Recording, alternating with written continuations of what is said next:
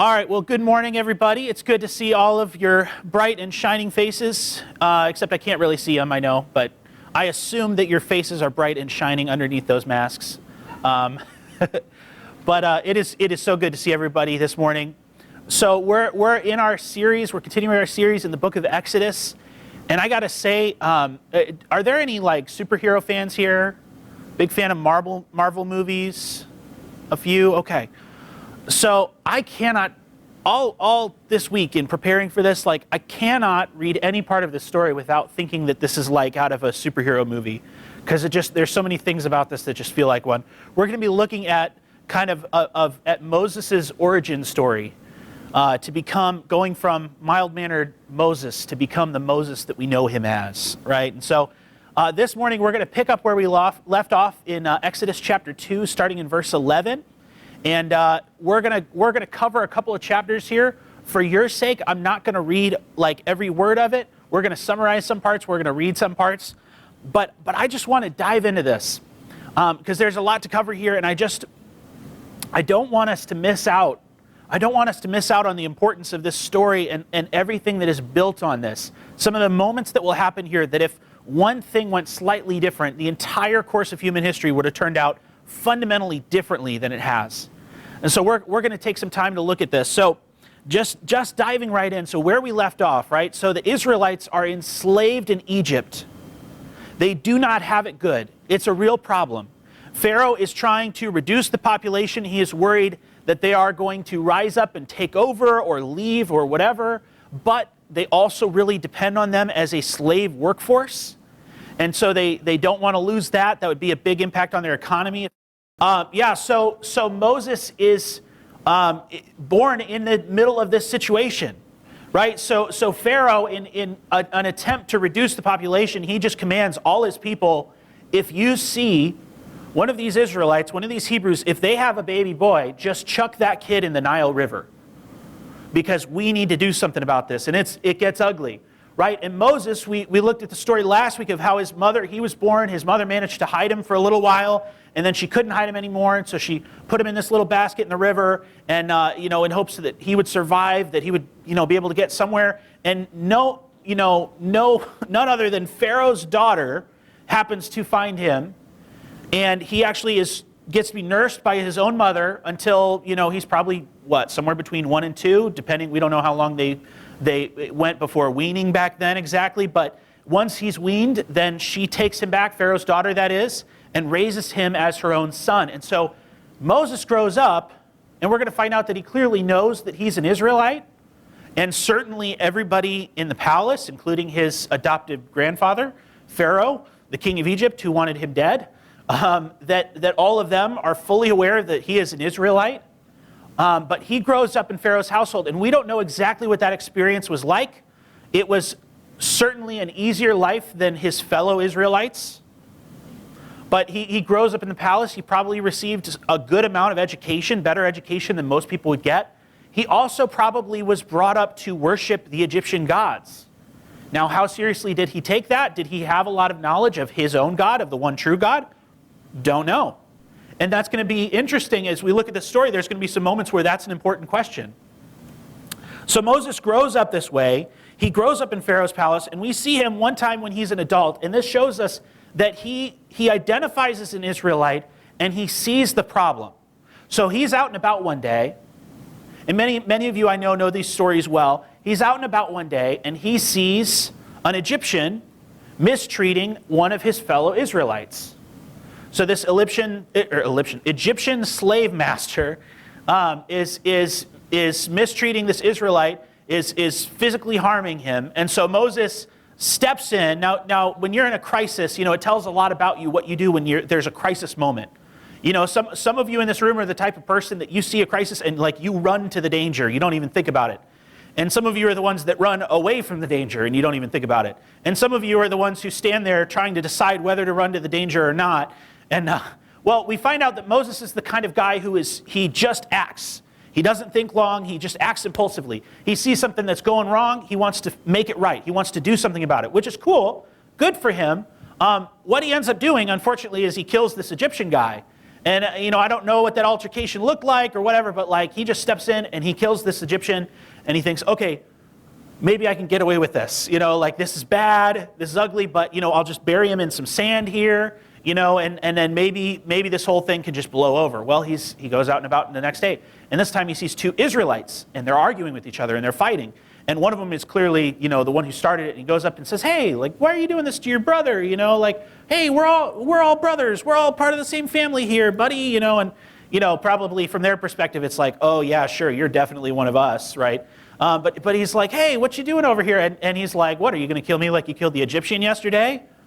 Ooh, fighting words. Or in this case, running away words. Because Moses is like, that's not a good sign. That means that people know about this. It's only a matter of time before they come after me. Now the fact that Pharaoh is so quick to say, oh, he killed an Egyptian, he is toast, let's get him now, tells me that maybe Pharaoh was looking for an opportunity like this, and Moses just handed him one on a silver platter. Definitely Pharaoh, as the king of Egypt, does not feel a lot of loyalty towards Moses just because he grew up in his house. It grew up in the royal home, but whatever the case, Pharaoh wants to kill him. He hears about it, he wants to kill him. Moses gets out of Dodge. Again, this is sounding so much like a superhero story, like the whole, like the first encounter with the crime and trying to intervene, but it's before he's got his superpowers, like that scene in the movie, or he doesn't know how to use his powers yet or whatever, right? And so like he runs off, and then this is the part where he like goes off and gets trained by ninjas or something, like Batman. Like this is the part where he runs off and he goes to a place called Midian. So this is pretty far east. This is a general area that's like kind of south of the Promised Land that we're going to be heading to later on in Exodus, right? And so Moses goes and he runs off there. It's nice and far away. Nobody's going to waste time and money and effort to run after him that far, probably. It seems like he gets away with it. He manages to get away, and he comes to this well. And again, one of these like, a very similar kind of story here. Moses is by this well, and there's some girls that come to get some water for their sheep, and there are these shepherds that are like trying to hog the water or something, and I don't know if they're interested in the girls or the water or what, but they kind of chase the girls off and take the water, and Moses like steps in again, like his first, like he hasn't made his good superhero suit yet, but like his first like brush with crime, and like so he intervenes, and I don't know what he does and how many shepherds there are, but apparently Moses wins, and like they run off, and he even like, he's such a gentleman. He draws the water for them. Like, oh man, just like a good superhero, right? And so, these girls go home to their dad, and he's like, wow, why are you back so soon? Like, apparently this happens all the time. It's like, oh, really? You didn't have to like keep sneaking up and getting water and running away, or like whatever they normally have to do. But their dad is like, why are you home so early? And they're like, oh, actually, this Egyptian guy just jumped in and saved us, So naturally, he's like, well, why is he still out by the well? Tell him to come over. We're going to give him some food. And so he comes over. Moses stays there, and he marries one of those girls. And it's a great, like happy ending. These are the ninjas who are going to train him to be the superhero. And so his father-in-law, he's got a couple of different names that are used for him, Reuel or Jethro. But his father-in-law, it says, is the priest of Midian. And we're going to come back to this a little bit, but notice, so think about, he's the priest of Midian. Priest of what? Who do the Midianites worship? Well, you Bible scholars, where does Midian come from? Does anybody know? Like what's their lineage? Who's a common ancestor that they have with Moses? Abraham, that's right. Midian was a son of Ishmael, right? So you had Ishmael and Isaac, the children of the two, first sons of Abraham. And one of Ishmael's sons was Midian. And so the Midianites come from Midian. So they're like related. Also, by the way, the Midianites, there were some Midianites that were the ones that bought Joseph as a slave from his brothers and then sold him to the Egyptians, that led to Israel being in Egypt in the first place, right? So they had a weird hand in that. And now here Moses is, again, having this awkward, family reunion, marrying his very, very, very distant cousin. It's very distant. We're like a few centuries removed here, so it's not like that weird. But like, who do the Midianites worship? Actually, there's good reason to believe that they worshipped Yahweh, that they worship the one true God, just like the Israelites do, and maybe even at times better than the Israelites do. And it's entirely possible that Moses, having his father-in-law living in the household of the priest of Midian, it's entirely possible that this is where Moses really, for the most part, first learns of God. Where Moses really becomes acquainted with Yahweh possibly for the first time. At least maybe to this depth, right? And so like we don't know what his background looked like, but that's significant. We'll come back to that. All right, so Moses lives here, and he gets a great job. Like he gets to marry one of Jethro's daughters, and so he already has like good social standing in this society. He has a home, he's welcomed in, and he has a job too. He's a shepherd. He watches his father-in-law's sheep. So one day, Moses is out with the sheep. Now realize that this is a pretty arid place. Now don't picture the Sahara Desert where it's just all mounds of sand, but also don't picture like, the arid places of California where there's still at least a lot of vegetation. There's a lot of fires, but there's still a lot of vegetation. Like this is an area where vegetation is pretty sparse. It's there, but it's pretty sparse. And so you have to know what to look for to find, like if you're a shepherd, sometimes you have to wander pretty far because like your sheep can eat the grass over here and then over here and then over here. And it's like, well, we've used up all of our small amount of grass, all of our vegetation that my sheep can eat. So where do we go? Well, let's go a little farther. Let's go a little farther. So you got to be strategic. You got to think about where the water flow is going to be, that the precipitation from last winter, that there's probably some green stuff over here. So Moses is wandering out pretty far, probably somewhere northwest-ish, give or take. And he comes across, he's around this mountain that Exodus is going to tell us that this is God's mountain. And we're going to see this appears to be, if you're familiar with Mount Sinai and all the stuff that happens with Mount Sinai, this appears to be the same mountain. And we're going to see that too. But so Moses happens to be around this mountain. Now he doesn't know that this is going to be a special mountain. To him, it's just a place. He's just looking for something for his sheep to eat. And he notices this fire. Now we don't know what caused the fire. Like, is it common to see fires or whatever? But like, there's a fire. And what's weird about it is that the bush that is burning, this bush is on fire, but the bush is not being consumed. And also, it sounds like the fire we would expect to be spreading more. Especially if you watch that footage from California, or if you've spent a lot of time in California, right? Yeah, I would imagine like we'd expect that fire to be spreading, but I don't know. I'm not a scientist. I wouldn't know. But it doesn't seem to be. It's just this one bush, and there's a big fire, but it's not like consuming the bush, right? So this is the thing where he finds an alien object that gives him his superpowers, right? Like he's going to get his Green Lantern ring or something. Like this is the moment. Like so he walks up. He's like, well, that's kind of weird. And so he walks up and like all of a sudden a voice starts coming from this bush. And so we'll pick up. Let me read for you. It says in Exodus 3, starting in verse 4, when the Lord saw that he had gone over to look, God called to him from within the bush, Moses, Moses. Okay, so this alien spacecraft knows my name. That's about to give me my superpowers, right? I'm not saying God's an alien. You get what I'm doing, right? Okay. And Moses said, here I am. Do not come any closer, God said. Take off your sandals, for the place where you are standing is holy ground. Right? So Moses is now aware, this is God doing this. This is God doing this. But which God? Who is he? What's going on?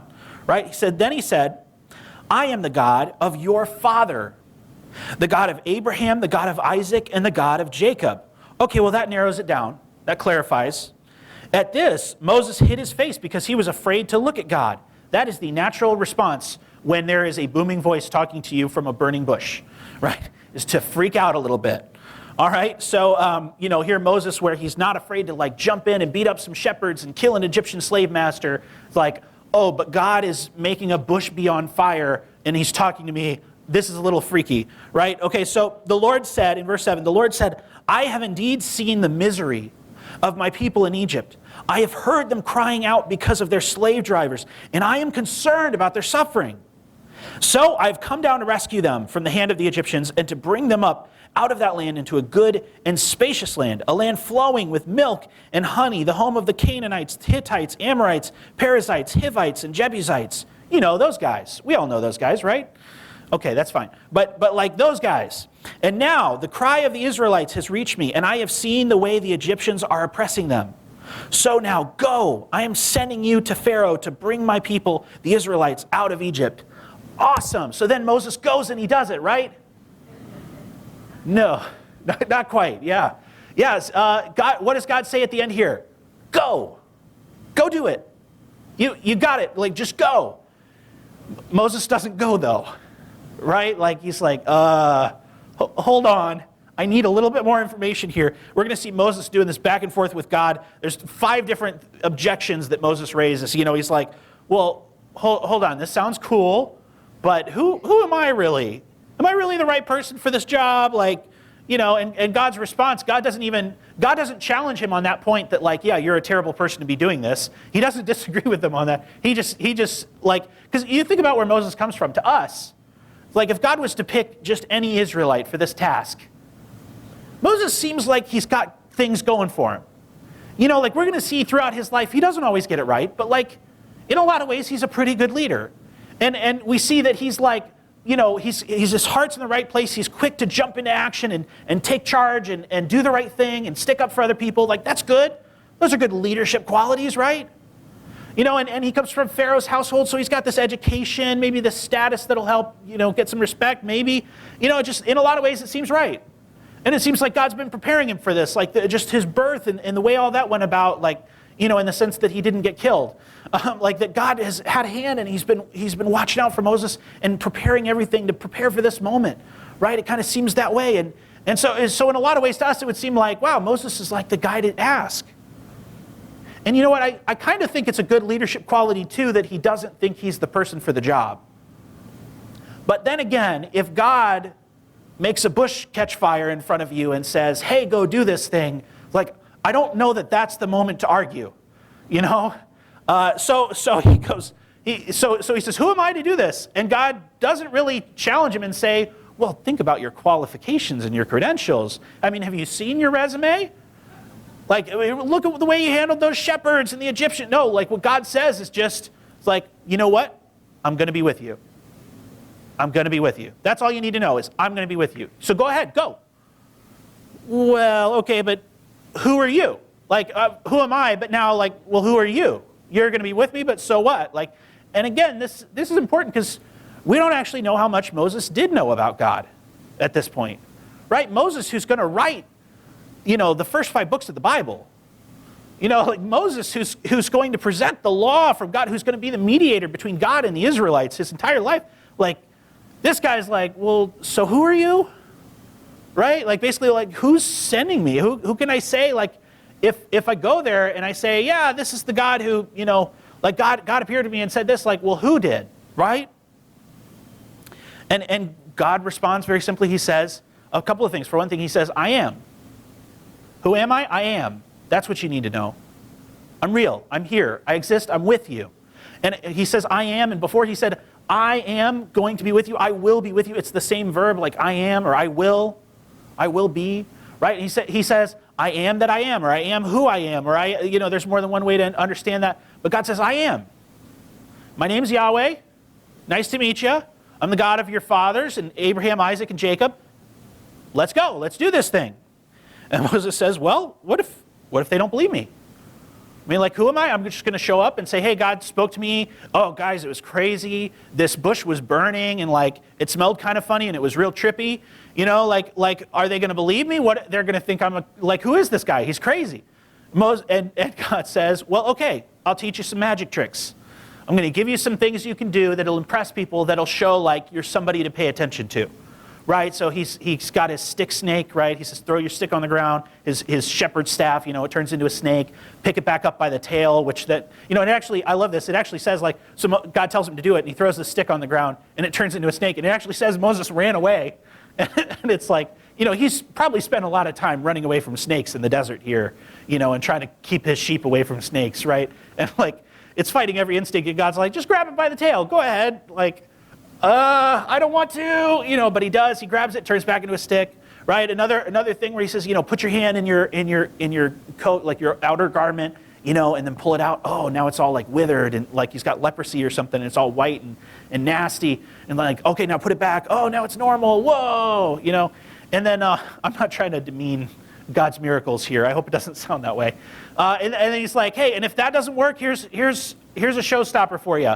Go get a cup of water fresh out of the Nile, let them watch you get that water. dump it on the ground, and it's just going to turn into blood right in front of them. Which is significant for other reasons too. The fact that it's coming from the Nile, there's like religious significance there. We'll get into that when we talk about the plagues.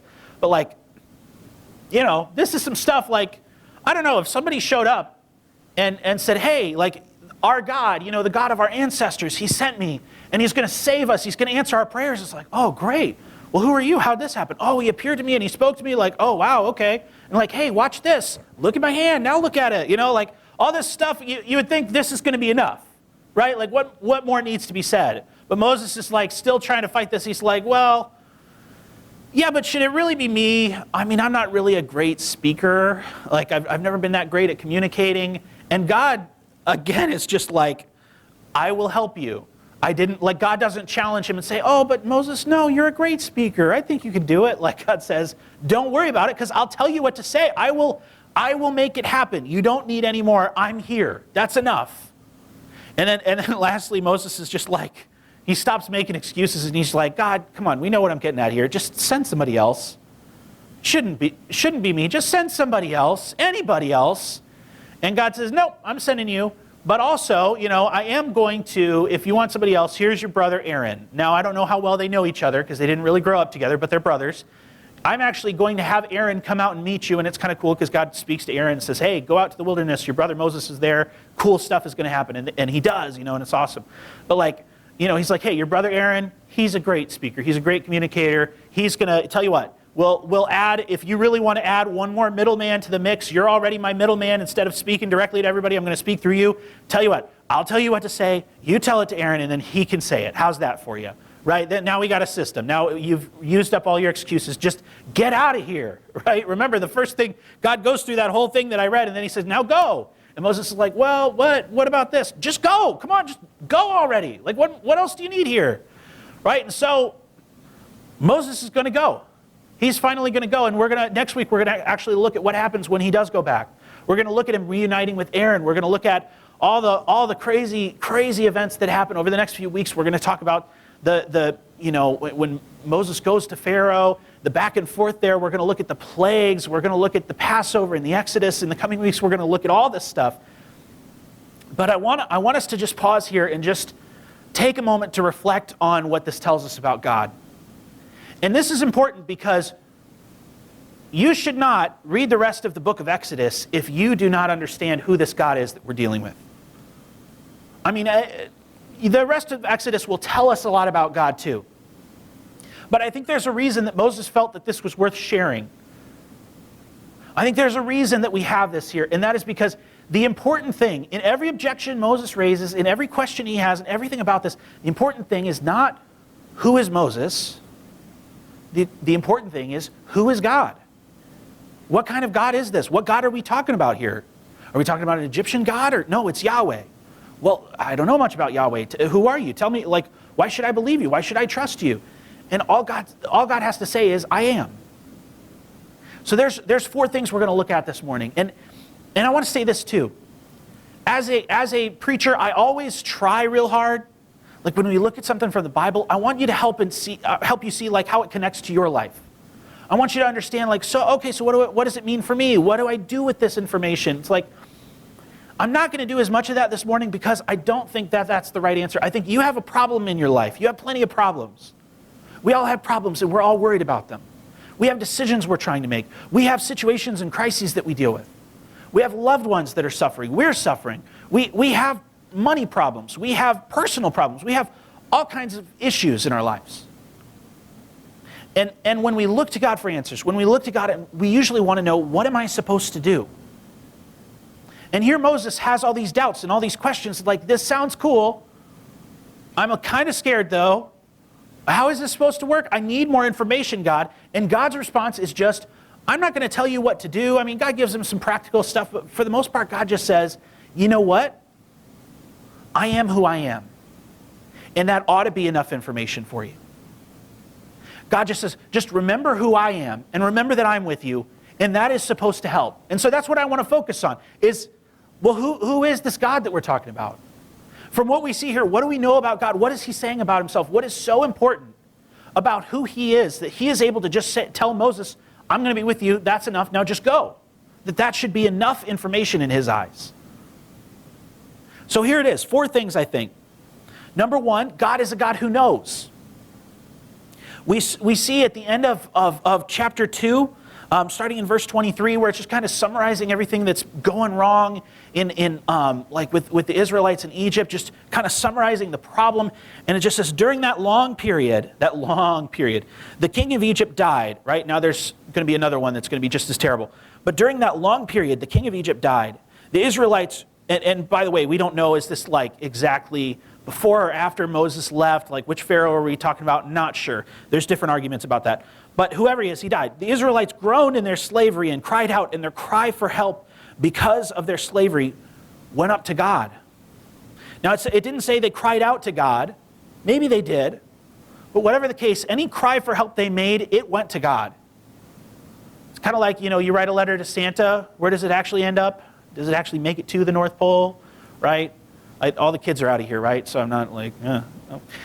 But right, but like, where does it go? Well, in this case, like, if you have a cry for help directed at nobody in particular, there is somebody who's still going to receive it, and that's God. So God heard their cries, whether they were directed at him or not. God heard their groaning, and he remembered his covenant with Abraham, with Isaac, and with Jacob. So God looked on the Israelites and was concerned about them. Now the language here, it's just tricky to translate this into English, and I don't love how most English translations make this passage sound, and it's not entirely their fault because Hebrew is just tricky sometimes, but it's like really emphatic what the Israelites are going through. There's like 4 different words used describing their pain and their suffering and how hard it is for them. And then in response, God does 4 things, 4 actions. It says, number 1, God hears. God hears their cries. Number 2, God remembers. Now this isn't in the sense, again, using the word remember, it sounds like God's like, didn't I have people around here? Where did I leave those? Oh, there they are. They're crying out right now. They're slaves. Like, it's not like that. Like God remembers, like, oh yeah, those Israelites, right. It's like, no, God remembers is like the point here is that he never forgot. That he never forgot that it's like, yes, I know. Like God remembers them. God remembers his promises to their ancestors. God knows exactly what's going on. Number 3 is God sees them. God sees what is happening. He is not blind. He doesn't have like, it's not like, well, he can see me when I'm outside, but when I go in my house, then he can't see through the roof. It's like, no, God can see. God sees everything that's going on. Nothing is hidden from him. God sees it. And lastly, God knows. And I just love this line in verse 25, like you really could translate it just like, and God saw the Israelites and God knew. That line, concerned about them, it's really actually just, it's this Hebrew word, yada, it's just, God knew. God saw and God knew. And that's a powerful word, this particular word. It doesn't just mean like knowledge that he has. It's really the sense like he knows in a profound way and he's going to do something about it. It is a knowledge that is going to lead to action. So God is a God who knows. This God that is appearing to Moses, this God that says, hey, I see this problem and I'm going to do something about it. And whatever you're going through too, God sees, God hears. God remembers the promises he made, and God knows. He's not blind, he's not ignorant, it's not that he doesn't care. God knows. And number 2, he is a God who is. Right? So Moses says, in verse 13, in chapter 3 here, verse 13, it's at the beginning of this exchange with God, Moses said to God, suppose I go to the Israelites and say to them, the God of your fathers has sent me to you, and they ask me, what is his name? Then what shall I tell them? And again, maybe Moses doesn't know that much about him to speak about him. Or and they're like, really? You say it's our God. Is it our God, right? Like, is this another God you're talking about? Like, or more than that, it's not so much just about a label. In this culture, like, a name has meaning. A name says something about who you are. So it's like, who is this God? Tell us about this God that you say has sent you. Like, you say it's the God of our fathers. What's he like? What should we know about him? Like, what God are you talking about? And in verse 14, God said to Moses, I am who I am, or I will be who I will be, or there's more than one way to understand this. But he says, this is what you are to say to the Israelites. I am has sent me to you. And this is clever because it's very related to the name Yahweh. And God goes on to say, God also said to Moses, say to the Israelites, the Lord, rather Yahweh, the God of your fathers, the God of Abraham, the God of Isaac, and the God of Jacob has sent me to you. This is my name forever, the name you shall call me from generation to generation. So this name Yahweh, I want to kind of go on a little rabbit trail here, but I want to be sensitive of your time. Is it okay if we go on like a 3-minute rabbit trail about the name Yahweh? Okay. Now, see, I know some of you are like, shut up, don't tell them it's okay. But you're not going to say that out loud. But it's too late now, so now it's not my fault if we go super long. So, okay, I'll just get to the point. So this name Yahweh, this is a name that is used throughout the Old Testament. And what is amazing about this, so it's 4 letters, Yod, He, Vav, He, or like a YHWH. And it basically, we don't know exactly how it was pronounced. We don't know exactly 100% of where it came from. Maybe it came from this conversation, but maybe not. We don't know exactly what it entirely means, but it is a name that is used for God throughout the Old Testament. Now this name, the reason that we only know it is those 4 letters and we don't know how it's pronounced, so in ancient Hebrew, in modern Hebrew too, you don't have written vowels per se. It just, the way the language works, the vowels are flexible and it depends on the context, and like you can get away with that. And in English, we need our vowels. They're important to us. In Hebrew, you don't really need them in your written alphabet. Right? And maybe it saves some time when you're inscribing into stone or something, right? Like when it's a lot more time consuming and costly to write. But they didn't really have vowels. So this name of God appears, and it's this Yod He Vav He, this YHWH. And basically, what happened over time was at some point, a tradition developed that, guys, God is very concerned about his name. Like there's that whole thing in the 10 Commandments about not taking his name in vain, and like, let's just not even say it anymore. From now on, if you're reading the Hebrew text, if you're a scribe or a rabbi or whatever, if you're reading the Hebrew text and you see the name Yahweh, that YHWH, instead of saying that, say Adonai. Because Adonai means Lord, or my Lord, right? And so they just put that in place. Now, there have been different attempts to figure out what it means. If you've heard Jehovah, that's a whole other rabbit trail we won't go down, but that is like so far from the right way to pronounce it. It's like not even close. And I don't mean that disparagingly to, like, if you have to Jehovah's Witnesses or anything, but like it's just really not close. It's wrong on multiple points. And it's based on some faulty reasoning and a lack of understanding of Hebrew and how it works. But anyway, but we don't know exactly how it's pronounced, but it's probably something like Yahweh, something like that, Yahweh or Yahweh. Something sort of like that. But we can't say that with a lot of certainty because in an effort to preserve the sanctity of that name and make sure it's not misused, they stopped saying it altogether and nobody remembers how to say it anymore. But in the Hebrew text, you'll see it that. And so I say all this, I want to point this out. Anytime you are reading your Old Testament in your English translation, you know how sometimes it says Lord, but it's in all capital letters and they're real tiny? That is Yahweh in the text. That is actually Yahweh in the original text.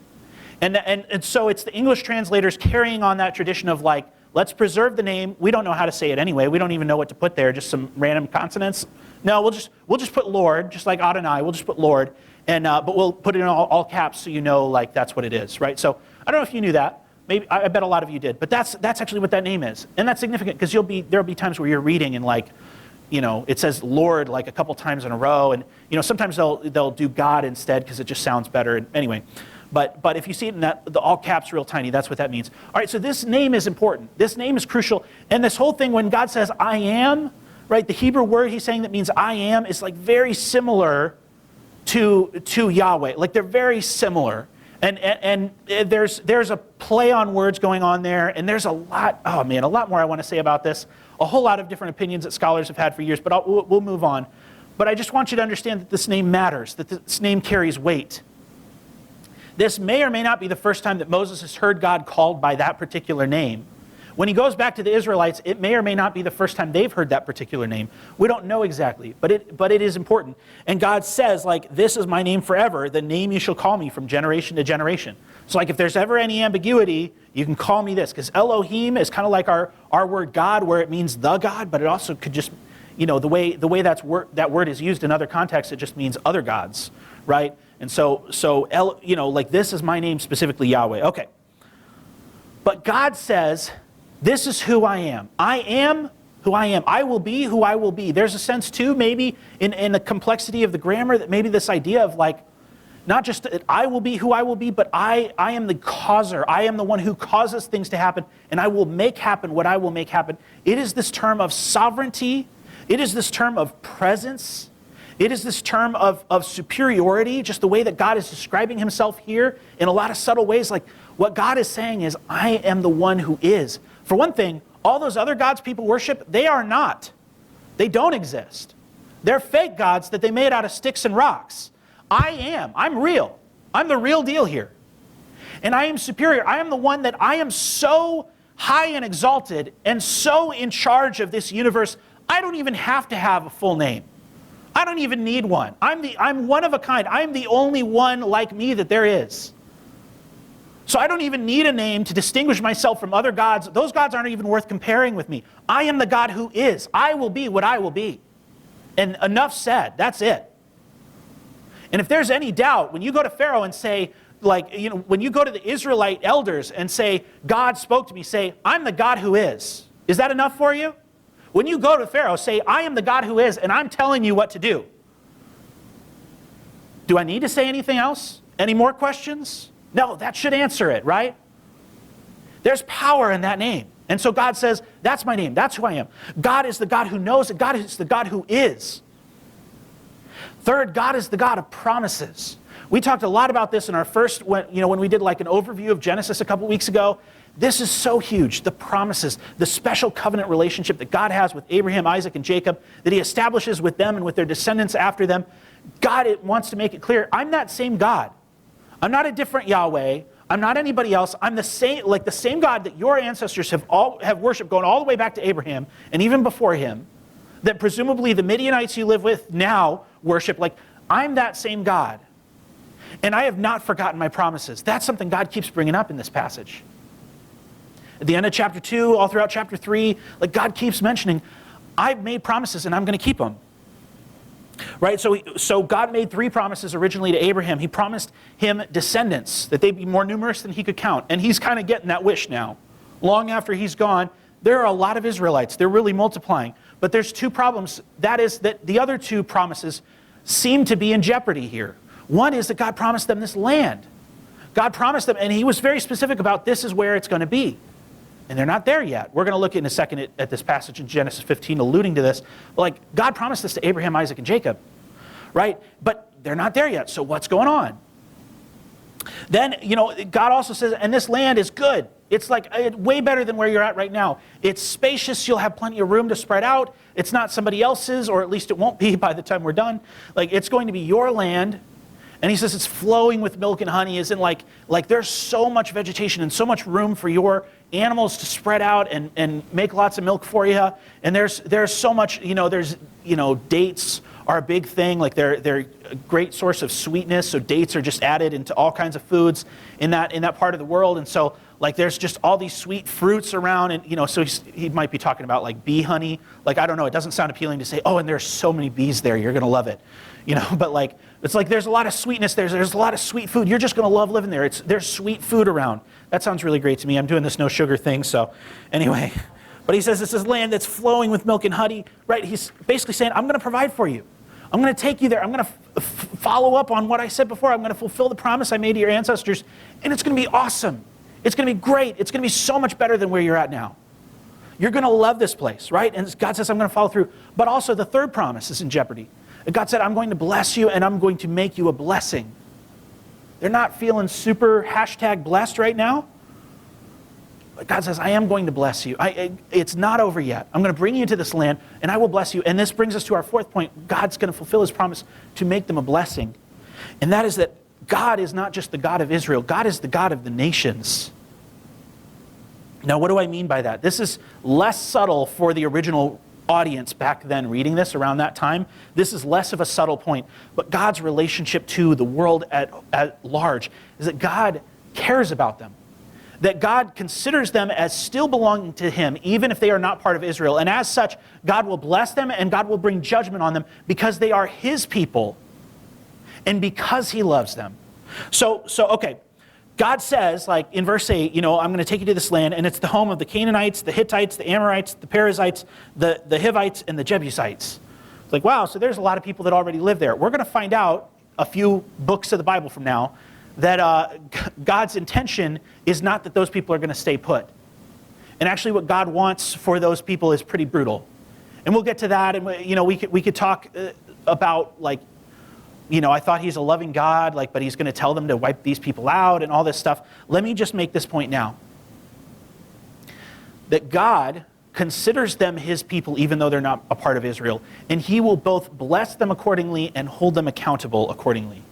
So in Genesis 15, one thing God says to Abraham, just a couple of verses I'm going to read here. Starting in Genesis 15:13, God speaks to Abraham and he says, "Know for certain that for 400 years your descendants will be strangers in a country not their own, and that they will be enslaved and mistreated there." Yeah, we know that. That's where we've been. God actually told Abraham that well in advance. Right? He says, "But I will punish the nation they serve as slaves, and afterward they will come out with great possessions." We're going to read in a second where God tells Moses exactly his plan for that. He says, "You, however, Abraham, will go to your ancestors in peace and be buried at a good old age. In the 4th generation, your descendants will come back here." This line here, "For the sin of the Amorites has not yet reached its full measure." And then God just moves on, and you're like, wait, what? Okay, so God, in bringing Israel to the promised land, and again, I'm trying to give a short version here, and it's just hard to do, I apologize, but God is going to give the Israelites this land, and the people that are there are going to have to go. And not just because God wants to give the land to the Israelites. It's like, ooh, this is awkward. That was actually reserved. That's not your seat. Not just that.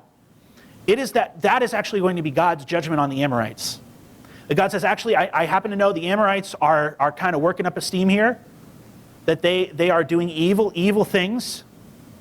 And I'm giving them more time. I'm giving them more time before I'm going to do something about it. I'm giving them more time before I intervene.